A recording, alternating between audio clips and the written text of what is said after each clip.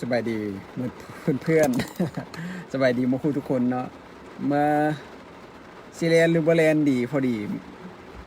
มาฮอดบึงธาตุหลวงแล้วฝนตกแหงก็เป็นมื้อสุดท้ายที่ว่าจะปิดเดือนแน่ก็เลยอยากออกมา ตอนที่ออกมาจากบ้านก็ฮู้เลยแหละว่าฝนน่าจะตกเพราะว่ามันฟ้ามืดมาละพอดีมาฮอดบึงธาตุหลวงละฝนตกบักแหงแต่ก็เห็นคนแลนอยู่เลยเห็นคนแลนอยู่อ้อมบึงเนี่ยพอขี่รถเข้ามาเนาะก็จะเห็นมีวิจัยหัวหน้าเผ่าเห็นมีอาตีเห็นมีอาตีกับใครเบสวนอันละก็สหายเก้ง รวมทั้งผู้อื่นอีกได้ มันมาจบเลยนี่มันมาจบแล้วนี่มันมาจบเลยนี่มันบอกว่ามันบอกว่าไล่สดเซไล่บาซิเลนหรือว่าเลนยังตัดสินใจอยู่เนาะอันนี้สายเบมาแล้วนี่แล่นรถได้2 กิโลแล้วนี่นะได้2 กิโลแล้วว่ะผมมาตุพุทธเดี๋ยวมอฮอดละไอ้เป้าเป้าหน้าแหลมก็มาแล้วเนาะจอดรถอยู่ฝั่งนั้นแต่ว่ายังตัดสินใจอยู่ว่าสิลงจากรถหรือบ่ลงดีตอนนี้กับฝนบ่ได้แห้งเพราะปานใดแล้วนะแต่มันก็ยังตกอยู่เรื่อยๆได้ขอปิดประตูก่อนฝนถึก ก็ว่าจังได๋ก็มาแล้วจังได๋ก็สิแล่นแล้วว่าซั่นซะเพราะว่าเบิ่งแล้วมันมีแสงตะเวนออกมาทางด้านหลังเรียบร้อยละน่าจะดิจักหน่อยฝนน่าจะเซาอ๋อป้อมบอกว่าทางท่าแขกฝนหากระเซาอ่ะโอ้ฝนหากระเซาได้แลนด์แล้วมื้อนี้ใส่ป้อม น้องน้ำบอกว่าออกมาฮอดครึ่งทางแล้วฝนตกแฮงว่าซั่นน้องน้ำบ่มามื้อนี้บอกเลยว่าผ้าปิดปากอันของ Hard Rock Cafe ตุพุทธสิยืดเอาไว้เด้อ น้องน้อย100 โลบอกว่าแข่งฝนเลยตู้ว่าซั่นก็สิได้แข่งแหละเพราะว่าออกมาแล้วเนาะก็คือสิได้แข่งนั่นแหละเปียกกลับบ้านตามสเต็ปเนาะป้อมเนาะ สหายสุริกรสหายสุริกรแลนเดอร์ฝนตกกะยาแต่ว่าก็แลนด้วยความปลอดภัยเนาะอยู่บนเส้นทางแลนที่ว่า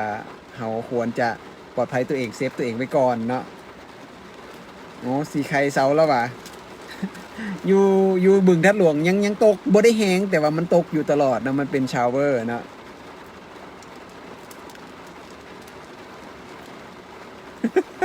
น้องเจี๊ยบบอกว่าเสี่ยวอย่างเกาะบ่ได้มีของให้แล้วเด้อบ่มีรางวัลหยังแล้วเด้อ อาทิงบอกว่าแลนรถเด้อแน่นอนมาฮอดแล้วต้องแลน น้องน้ำคันว่าฝนตกแห้งแล้วบ่ต้องมาก็ได้เด้อมื้อหน้าใครเอาก็ได้เดี๋ยวตุพุทธอันนั้นเว้าหยอกซื่อๆเนาะตุพุทธว่าหยอกซื่อๆแม่นเนาะสหายภูเขามาแล้วต้องได้แลนเนาะมาแล้วต้องได้แลนใส่ภูเขานี่บ่เห็นกันดนแล้วเนาะไปลี่แลนทั้งใดก็บ่ฮู้เด้อ ใส่กาซีสบายดีทุกพูดหนองพญาเซาแล้วเด้อว่าซั่นโอ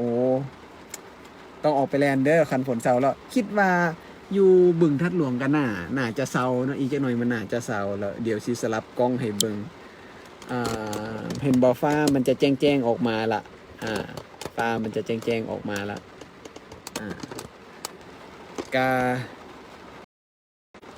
ก็ตามสเต็ปเนาะมาฮอดแล้วก็ต้องแลนอยากจะแลนคิดว่าสิแลนทุกคนคิดว่าสิแลน10 โลเพื่ออยากปิดชาเลนจ์ของซิมละเมอชาเลนจ์ต้องแลน300 กิโลหั่นน่ะพอดีคันตู้พุทธแลนมื้อนี้ตู้พุทธน่าจะฮอด200 กิโลสะสมได้200 กิโลทั้งซึ่งว่าทั้งที่หมู่เพื่อนคนอื่นน่ะจบไปแล้ว แต่ตู้พุทธหากระไก่ครึ่งทางมาน้อยเดียวนึงเนาะฉะนั้นก็บ่เป็นหยังเพิ่นให้เวลาตั้งว่าฮอดวันที่31 เดือน 7เนาะ31 เดือน 7จังแล้วฉะนั้นตู้พุทธก็เลยค่อยๆไปผู้ใดฟ้าวก็ไปก่อนซะเนาะ บ่แม่นจังดอกที่แท้แม่นตู้พุทธขี้ค้าน และแถมถีบรถอีกเพราะว่าทุกคนลงเป็นchallenge ที่ว่าทั้งถีบทั้งแลนเนาะถีบรถแม่นนะ600 กิโล600 กิโลทุกคนกับถีบนอกแน่แต่ส่วนหลายทุกคนจะถีบเป็นถีบเทรนเนอร์อยู่บ้าน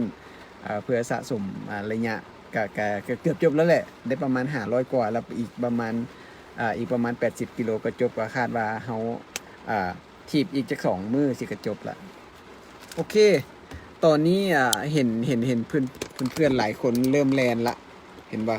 เขาเจ้าเริ่มแลนกันละแลนตากฝนคักสุดว่าซั่น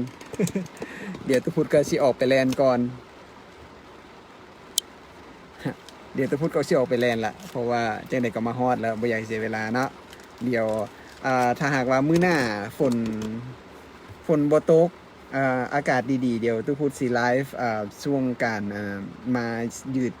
เส้นยืดสายก่อนแลนแบบใดแล้วก็อาจจะมีการเว้าเรื่องเทคนิคการยืดเส้นคลายเส้นอหย่างต่างๆก่อนเนาะซึ่งอันนี้จะเป็นโบเมนจะบ่ได้นัดแนะเนาะวางตอนใดคิดอยากเฮ็ดก็สิเฮ็ดเนาะมันบ่คือตอนตุพุทธส่วนลมหันจะจัดมือจัดเวลาอีหยังเรียบร้อยแล้วอย่าลืมเด้อวันศุกร์นี้เด้อรถแก้วเราสิมาร่วมแชร์ประสบการณ์อหย่างต่างๆที่ของเราเนาะบ่ว่าจะเป็นเรื่องชีวิตเรื่องส่วนตัวเรื่องความรักเรื่องการแล่นของเราอีกอย่างต่างๆเนี่ยที่สำคัญเรามีของรางวัลสุดเซอร์ไพรส์มาให้คนที่ร่วมรับชมไลฟ์ของรถแก้วมื้อวันศุกร์นี้เนาะตอนแรงวันศุกร์เด้อเวลา20 โมงหรือว่าเวลา8 โมงแรงนั่นเองจะลืมไลฟ์สดแล้วก็มีการพูดคุยดังนั้นเพื่อนๆผู้ใดที่ว่าอยากจะฝากคำถามอย่างต่างๆที่ว่าจะถามรถแก้วนะสามารถไปคอมเมนต์อยู่ในโพสต์ตัวนั้นเลยนะเพราะว่าตัวคุณจิพยายามตอบเก็บเอาคำถามนั้นครับเป็นคำถามที่สำคัญเพื่อให้รถแก้วหันได้ตอบคำถามของเพื่อนๆได้เนาะตอนนี้ต้องพูดขอลาไปก่อนเสี่ยวไปแลนก่อนฝนเริ่มซาละเสี่ยวไปแลนก่อนน่าจะแลน10 โลตามระเบียบถ้าหากว่ามันมีแฮงเนก็จะอาจจะแลน12 หรือ 13อันนี้เบิ่งตามตัวจริงนะสำหรับตอนนี้ตู้โพสขอ เปาบอกว่าลงมาแม่สันลงว่าจะได้พวกทนนะนี่สิให้เบิ่งเด้อสิให้เบิ่งอันพวกที่อยู่ในรถเด้อนี่มันบ่ยอมลงมาเลยเต็มรถอยู่หั่น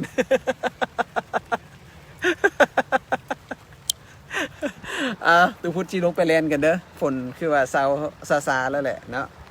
จังใดแล้วเฮาสิพบกันใน EP ต่อไปว่าจะมีหยังเดี๋ยวเฮาจะมาร่วมกันอีกเนาะบ๊ายบาย